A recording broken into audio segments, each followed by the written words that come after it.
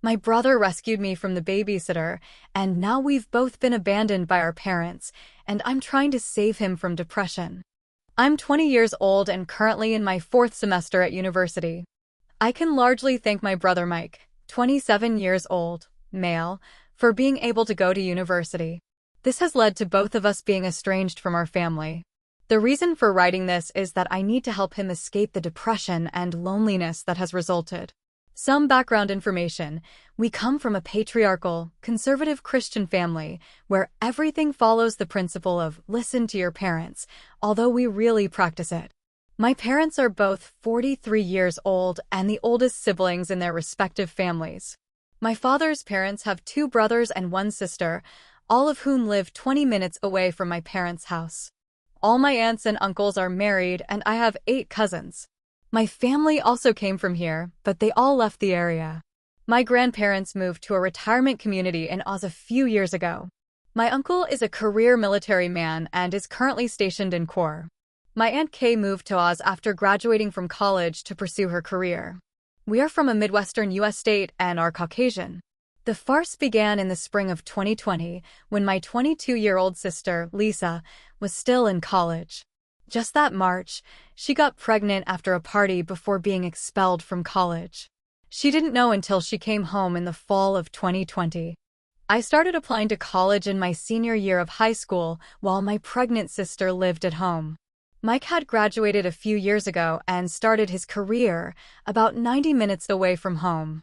Lisa gave birth to twins a few days after Thanksgiving 2020. In January 2021, I received an early acceptance to my dream school. It wasn't Harvard, but it was a highly regarded public Ivy League school in my state. I also received a scholarship that would cover tuition, but obviously not room and board. I was ecstatic, but unfortunately, it all came to a screeching halt in May 2021. My parents told me that I couldn't go to school and would need to stay home to take care of my nieces, while my sister would return to school because she needed a better education to support her children. My father yelled and eventually told me that his decision was final and that was it.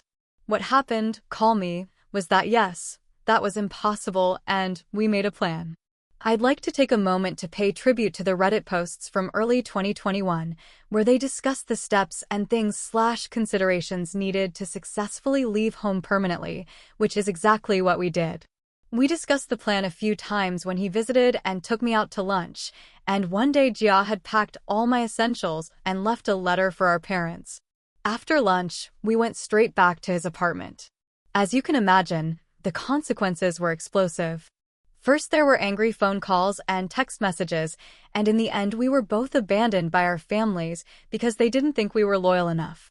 Mike had long anticipated this, and we were both prepared, so it was no surprise. That August, he paid my remaining school fees and dropped me off at the dormitory, where I have lived and studied ever since.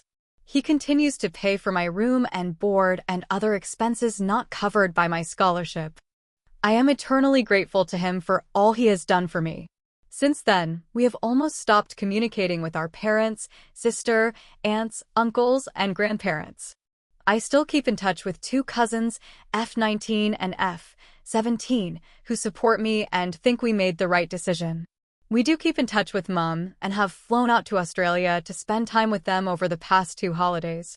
Last holiday, Auntie Kay spoke to me for the first time about her concerns about Mike. She has noticed that they are very close, only 3 years his senior, and we all grew up together at our grandparents' house, so they are like siblings. I think she may have sensed something was wrong and I need her help. And I've noticed that he seems to be getting more and more depressed and withdrawn. It's me. I hope someone can help him. Mike is a bit of an introvert with a very small social circle. His social activities are mainly within our extended family, with frequent family barbecues, especially during rugby season, almost every week, holidays, birthdays, etc. There are at least 2 major family events each month, and Mike can attend most of them. He always wants to hang out with my dad and uncles, although they have always been cold towards him. For the past 18 months, he has had no real outlet, so any advice would be greatly appreciated. He has given me a second chance at life, and I need to find a way to repay him. Thank you all. Note: I plan to share this article with him when he visits me next weekend. My school is over 2 hours away from where he lives, so he meets me for lunch 2 to 3 times a month. I hope to be able to sit down and read this article with him and talk to him about everything. So thanks again, Dr. TL, and again to my brother for helping me escape life, babysitting, and college. We were both abandoned by our families. He became depressed, and I'm looking for ways to help him. ETA, I saw some comments below about our extended family, so I'd like to add a few points. I fully support what Mike and I are doing. We talk to our grandparents and aunts a lot, and we even visited them in Australia a few times last year.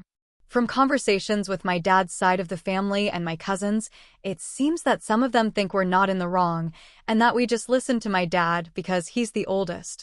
According to my aunt, my mother and sister both want to forget the past and move on, but my father is stubborn and doesn't want to give up, and they don't want to do anything behind his back. What's craziest to me is that my sister doesn't even want to go back to school, but my father is forcing her to. I still don't understand what they're thinking. Growing up, our parents always encouraged all three of us to pursue some kind of higher education, either at a traditional university or a vocational school. There was no gender distinction. My father worked. My mother raised the children in the extended family, and neither my aunt nor my grandmother had traditional views. Psalm update 1 Mike came on Saturday as planned. I had spoken to Aunt Kay beforehand, and she thought he would answer if I asked the questions gently but directly, and tried. My roommates know the situation and what I intend to do. They are very understanding and agree. After he arrives in the afternoon, we have dinner. I speak directly to him.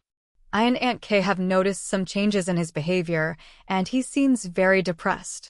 He looks at me for a moment, then slowly nods his head in agreement. I think this is a good sign, indicating that he will be honest with me.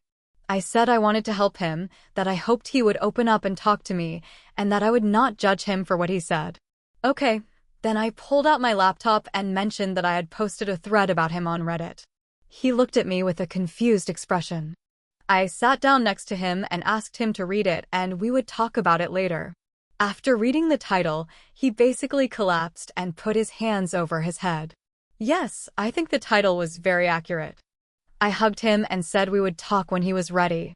A few minutes later, he was finally able to pull himself together. Together, we read the entire article and then started reading the comments one by one and discussing each one. He thought carefully about all the comments and suggestions, and we discussed how he could show himself off more, including dating and making new friends.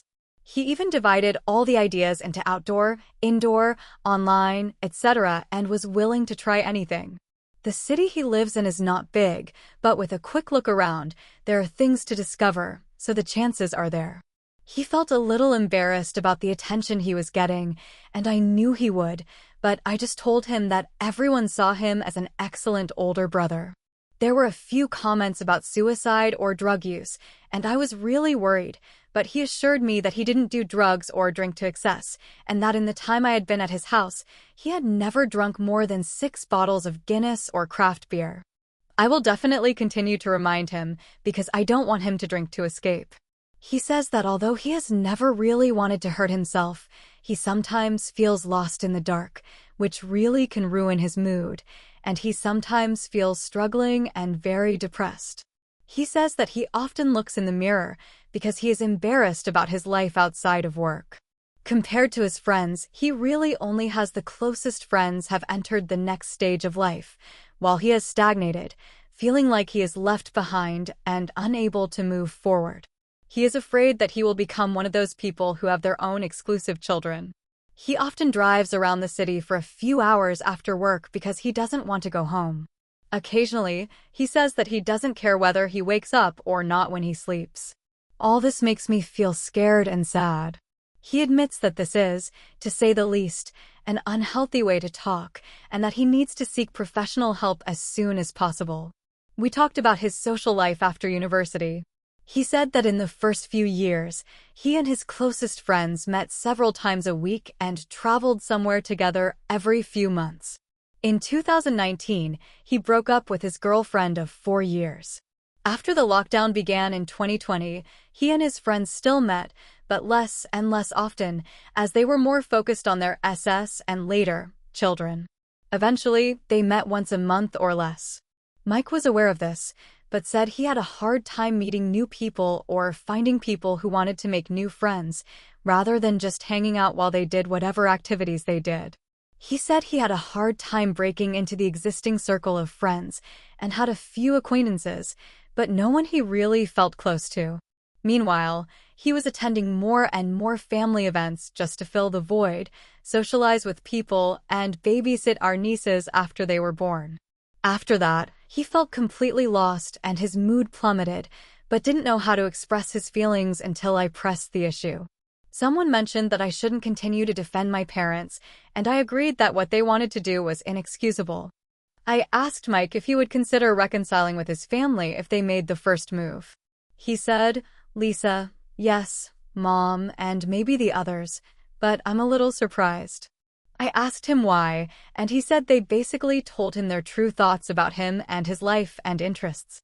He showed me old text messages they had sent me from when I left. My father left multiple messages saying he was ashamed of him, disowned him, and demanded he come back to them. Holy shit, I'm not property. He called him masterminding this conspiracy to destroy the family and all kinds of mean stuff. One uncle mocked his manhood, saying he liked to read fantasy stuff and that his career as an engineer wasn't manly enough. One aunt threatened to cut off his balls for their attitude and rebelliousness. Another uncle threatened to beat him up if he saw him again. I think Mike could easily beat up any of them. There were also grandparents, Dad's parents, and some other adults over there. I received some nasty messages, but not threats. Overall, I was a bit shocked, but when I looked at him questioningly, he just gave a small smile and said, "Only knowing how people really feel and your relationship with them, it's good." When I asked about my mother, he showed me the last few messages she had sent him. I expected the same thing, but it turned out to be quite different, and I didn't know how to interpret it. She said, "Your father needs you to bring her back right now." Mike, I can't do that. You know if I do that, she'll never be able to leave Mom. I know. Please take care of her. I love you both. Mike, I will. I love you too. Mom. NL. I cried for a while. Yes, it turns out that my dad's entire family is even more toxic and despicable than I could have imagined. I still can't understand Mom's reaction, even though I asked him outright if he wanted me to take out a loan to pay for the rest of my time at school. He immediately refused. I said I didn't want him to go into debt for me, and he said he had transferred the money out of the account and showed me the transaction from his savings account to mine the previous month as proof that he wanted me to be able to finish school without debt like he did. Because it would take the burden off most of his friends, who had $140,000 in debt, and would eventually have to pay it back, even if they were currently in a repayment holiday. I asked him how he did it, and he said he got merit scholarships and some grants, and besides the roughly per semester, he was able to afford, and he worked hard and always saved up the difference. We grew up in a low-income family, not poor, but definitely on the lower end of the middle class. I was also eligible for need-based aid, but my parents refused to fill out the forms, so I couldn't get grants or regular student loans, and they wouldn't co-sign for a private loan. When Mike found this out, he did the math and realized that as long as I could continue to get scholarships to pay for tuition, he could afford the rest. He was going to be responsible for about $7,000 per semester.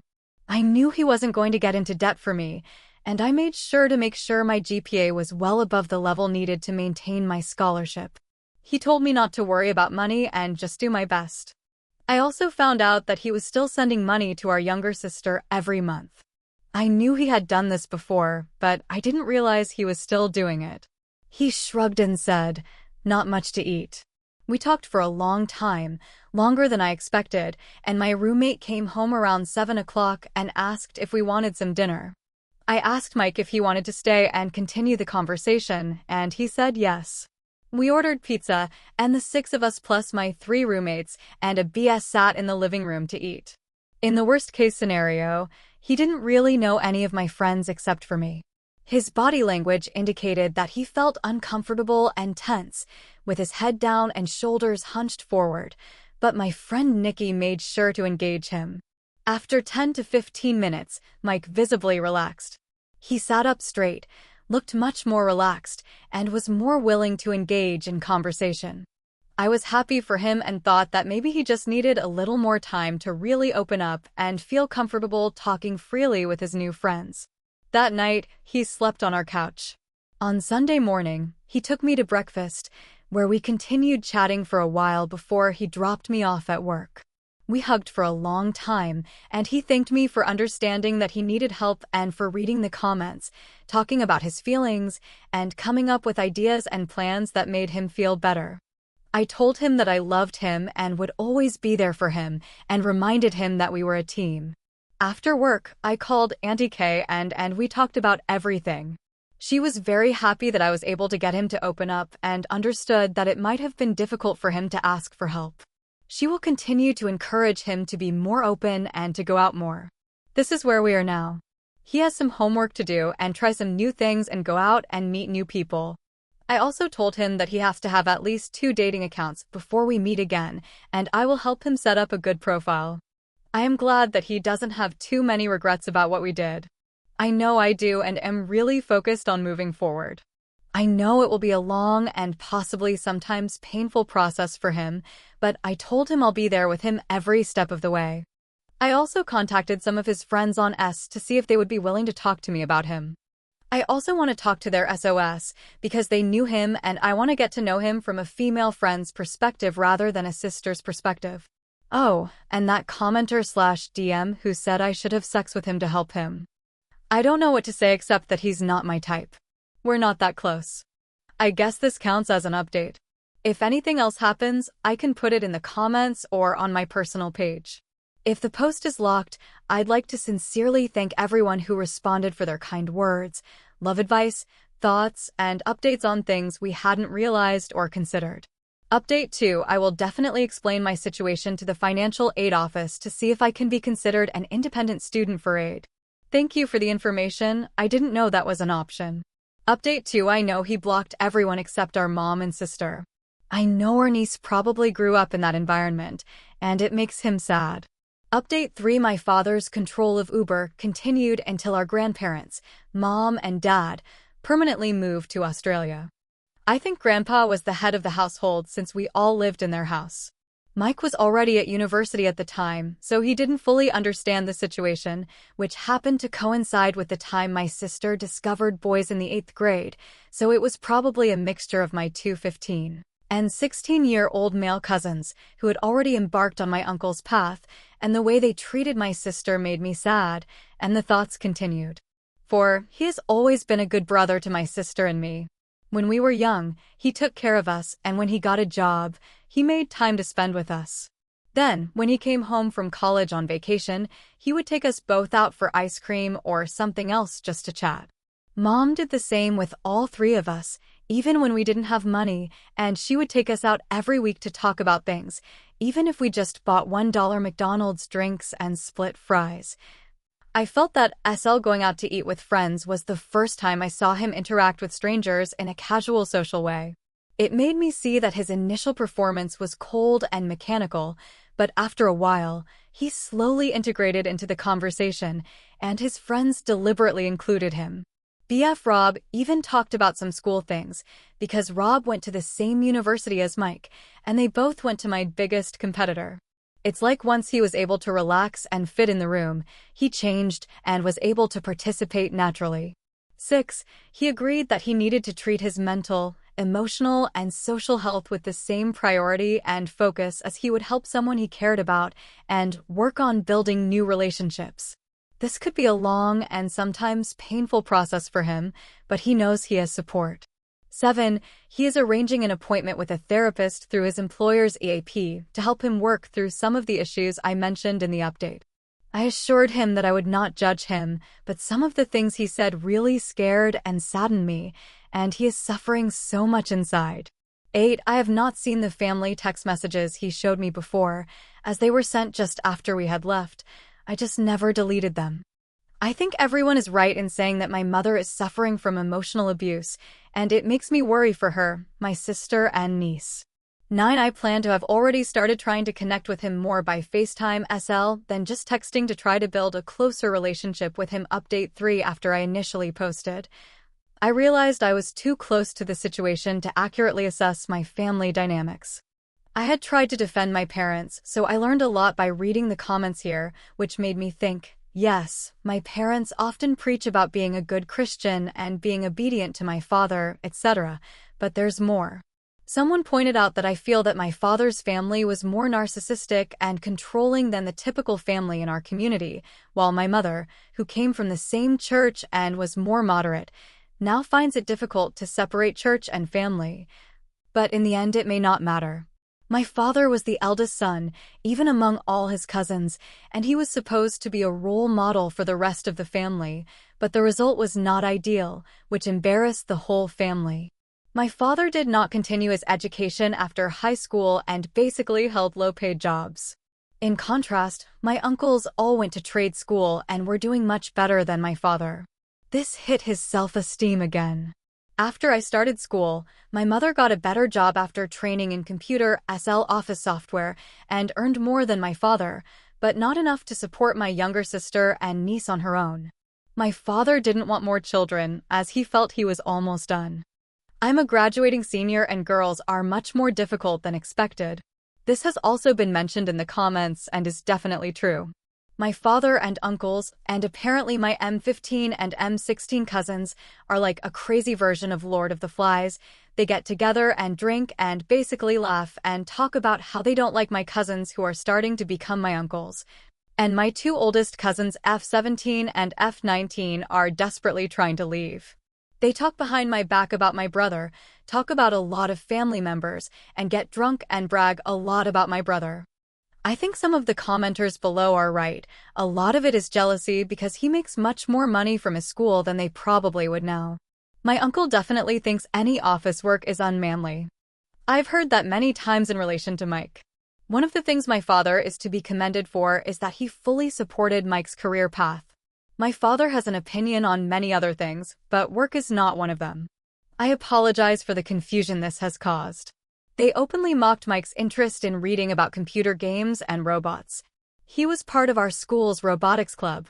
They also didn't like that Mike didn't like hunting or fishing, and they all seemed to forget that Mike also played football and was a starting linebacker on our high school varsity team. I don't know how to explain American football to someone who is unfamiliar with it, except to say that they chase after people with balls. That's why I think Mike would kick the crap out of any of my uncles, just like I said.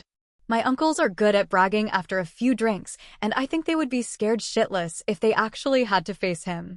The last thing I want to say is that I'm worried about my sister, niece, and mom, and so is Mike. He never blocks their phone numbers. If they contact him for help, I think he would go immediately. I don't know if that's a good idea, but he would go. He's closer to mom, kind of a mama's boy. I think he would go and then figure it out later. Update 4. This was the most emotional week of my life. I sat in my aunt's living room and watched my almost 4-year-old niece fall asleep. I still can't believe that Mike and I had planned to visit our grandparents, Aunt Kay and her family, and we left the day after our summer internship ended. We didn't know that they would also visit my mom. Aunt Kay confirmed that they wanted to surprise us. When they succeeded, Mike and I had just landed. I opened my phone and saw a message from Aunt Kay. It was just a selfie of her, my sister, and my mom, with a message just wishing us a safe trip and that we'd see you soon. I almost broke down at the airport, showing Mike the message. He started breathing heavily, but his expression was inscrutable. I was glad he was driving because I didn't know if I could still do it. When we got home, Mom and Lisa were waiting for us in front of the yard and eventually pulled Mike into a big hug, too. Since then, we have spent the week chatting, laughing, crying, and hugging. Mom and Lisa have repeatedly pulled us aside for one-on-one conversations, especially with Mike. The only negative thing is that my nieces didn't recognize me or Mike, which is to be expected as they were only 8 months old the last time we met. I'm sad that I've missed so many stages of their development. They seem to like me right away, probably because I look a lot like my mom Lisa, except for the height and hair color.